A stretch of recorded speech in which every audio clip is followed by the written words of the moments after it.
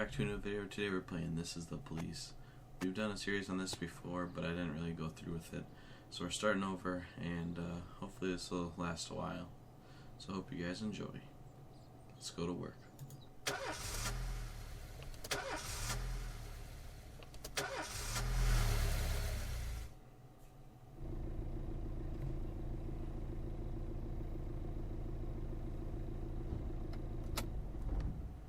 When I was a kid, my father sometimes told me at bedtime that if I closed my eyes and didn't open them for a long time, all the demons would blow away. Yesterday I turned 60, but I still take his advice. Not because I'm sentimental or want to keep the memory of my father alive. I just can't think of a better solution. To get away from all the demons that haunt Freeburg, I'd need to wear a blindfold 24/7. Plus, it's a good idea to act blind when talking to reporters. At least that's what my colleagues say. They're afraid of press conferences. But for me, it's more like a confessional. No matter what lies you tell, you're privately thinking the honest answers. It helps me remember who I am. The fact that I'll be reading all about it in the papers tomorrow is a small price to pay.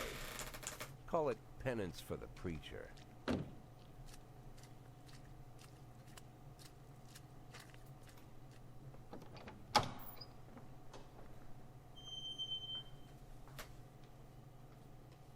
This is the first time I'm afraid of those answers my mind has given me. Not because I'm mad I'm losing my job. Though it's true, I'm mad as hell. Not because I subconsciously blame everyone else. Though I damn sure do blame them.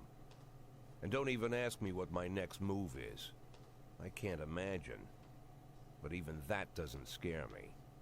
The worst thing is, I know I'm gonna have to do something. And I'll be damned if I know how far I'll go. I may have a lot of vices, but predictability isn't one of them.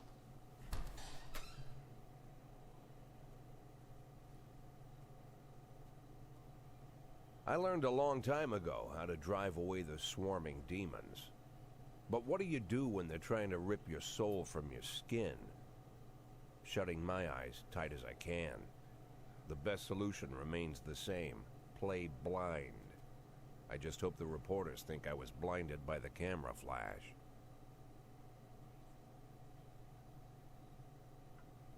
So it looks like we're getting fired. Let's go ahead and talk to the press. Yesterday, the mayor's office officially announced your resignation. Did this come as a surprise, or did you know about it in advance?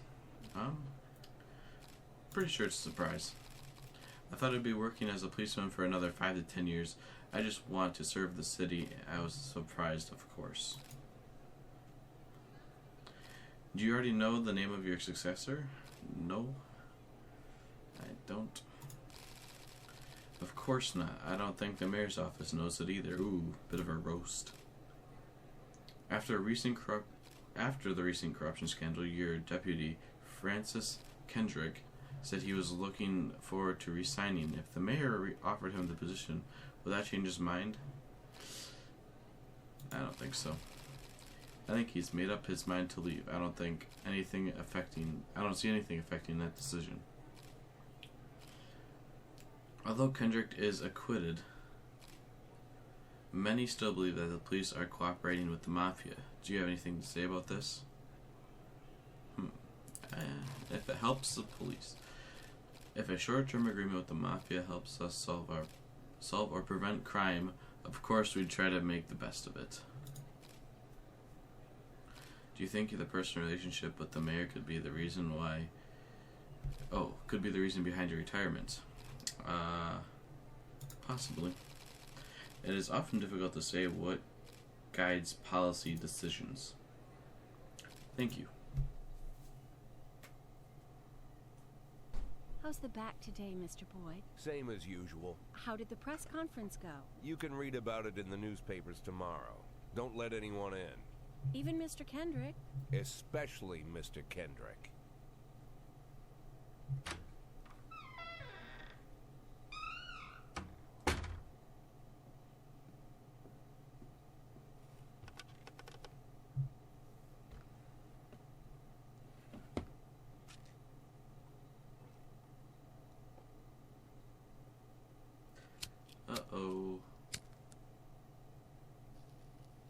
I shouldn't be taking too many pills.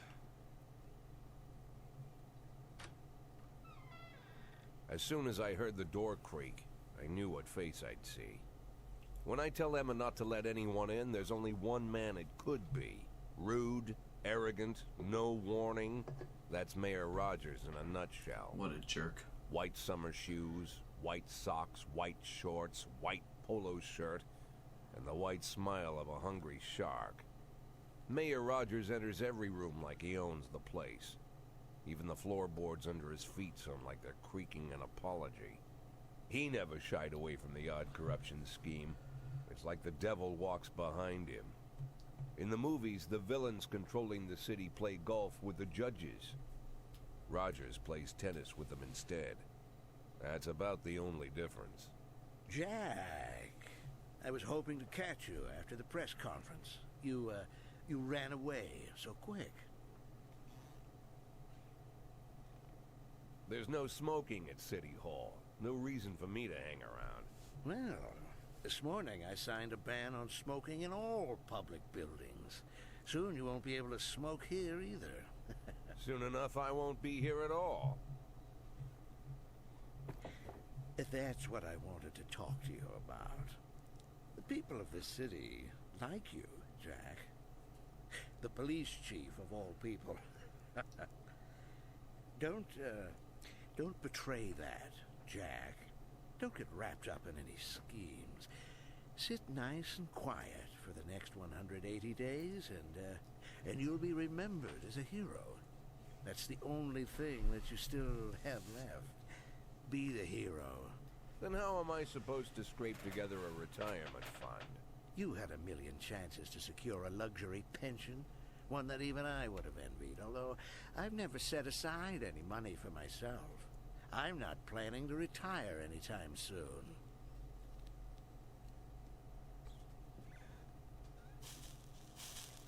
"180 days Rude. quiet, Jack. That's all I need. I don't have any problems with you, and you won't have any problems with me. I have a new assistant, Troy Starr. If you have something to tell me, call him. But try not to bother him. He's a busy man." I'll do my best. "And quit smoking at the office. One of my friends will be using it soon."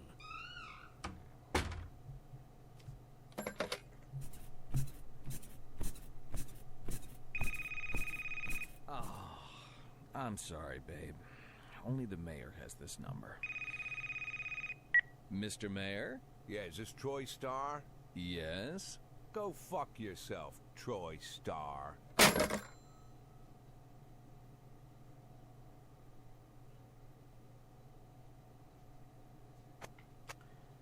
Wow. So, Jack Boyd, I don't know what's going on in the minds of politicians. The next police chief is still unknown, and the cleanliness of city streets increased by 20%. That's pretty good. Let's go to work.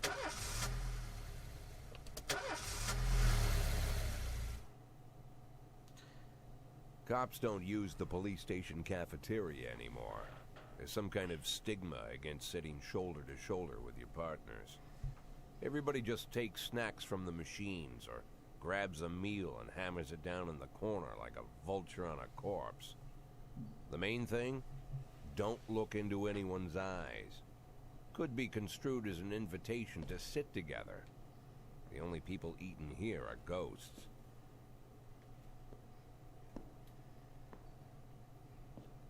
My deputy, Francis Kendrick. He recently became one of those ghosts. The subject of one of the most devastating corruption scandals in the history of Freeburg. No evidence to support the accusations, but everyone knows Kendrick's days are numbered. I need that file I asked for. Needs to be ready tonight. Francis didn't say anything, but I understood. Ghosts aren't supposed to talk. Besides, I got a feeling he was already finished.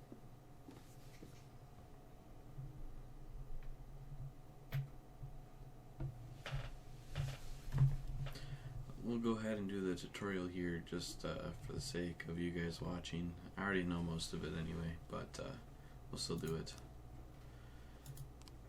So if you want to read any of this, you can go ahead and just pause it.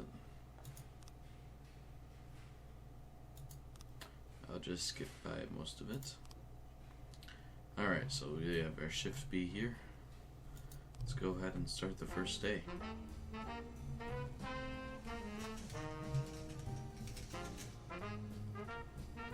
Go ahead and get that off. Blow that away.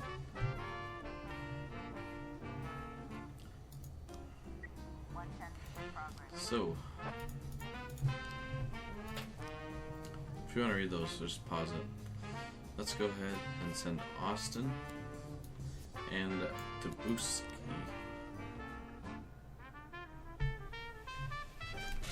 On the first call, a fight at the Last Picture Theater. We'll go ahead and send Yancy and Asano.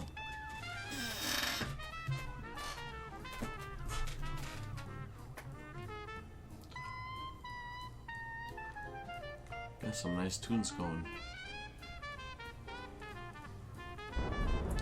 Oh, it's raining. Hit and run report. Oh no. The offender escaped, but the officers were unharmed. Well, that's not good.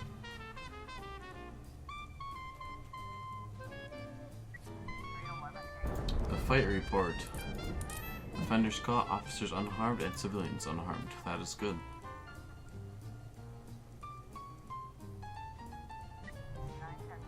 Armed robbery. And a fight. Armed robbery, will send our best man and Tubaski. And then the fight, we'll go ahead and send Purdy and Austin.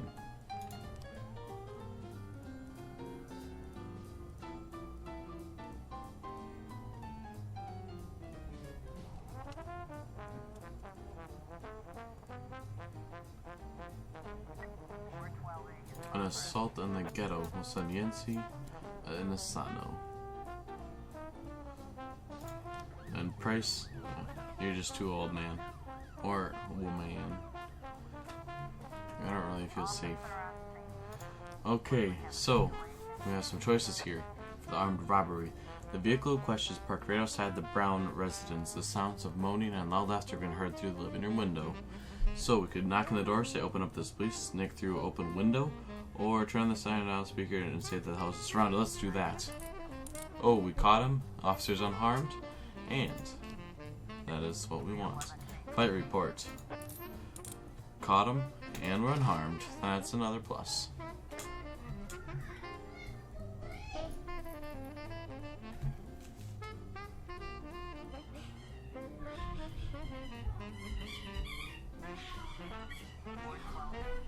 Assault report. Oh, he escaped and officers unharmed. Well, that's not good. And he escaped.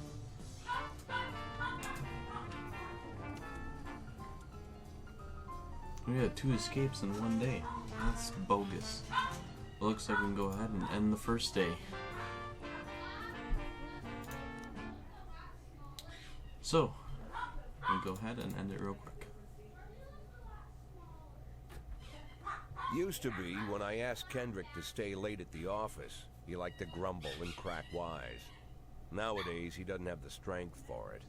Slumped shoulders, blank stare, wrinkled skin. The past few weeks, I don't hardly recognize my old friend.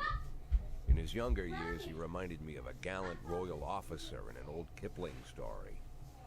Kendrick isn't just crumbling under the weight of the public pressure, but from the shame of it all. Internal Affairs raided the library he inherited from his grandfather, hoping they'd find buckets of cash stashed in the pages. Heard about the look on his face, the fearless policeman standing helpless in horror. I've known Francis for 30 years. The past 20 years he's played loose with the law. And I know that at a certain point every stolen dollar brings more misery than anything else. Probably sounds crazy, but I sympathize with the guy. What can I do? Your friends are your friends, and these are the waters we swim in.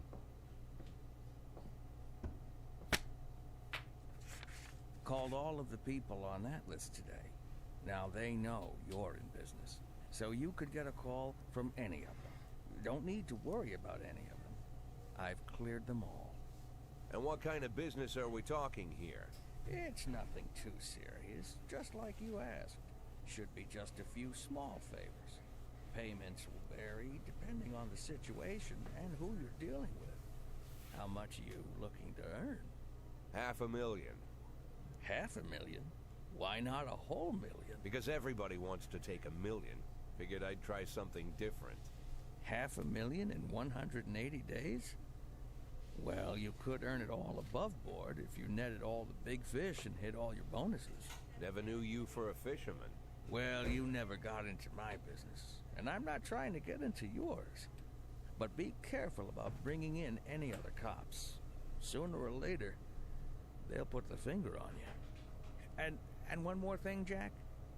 I remember what you said, but I should probably add one more name to that list. Christopher Sand. Sand.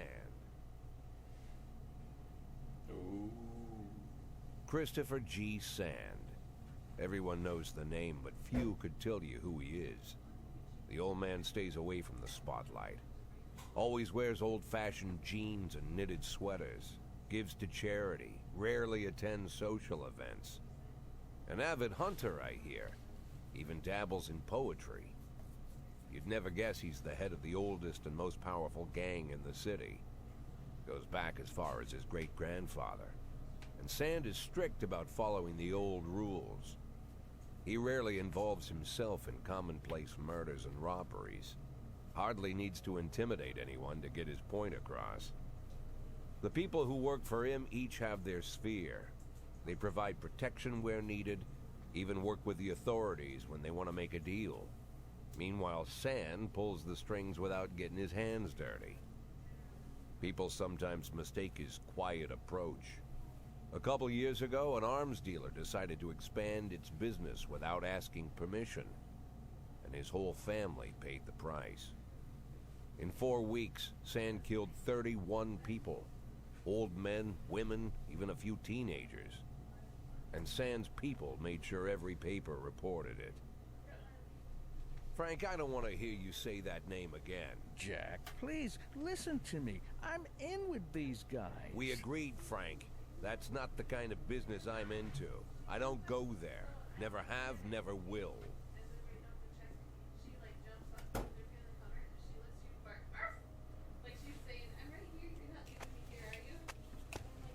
So guys, thanks for watching the video. That's gonna be all for now. And I hope to see you guys in the next one. Later. Bye.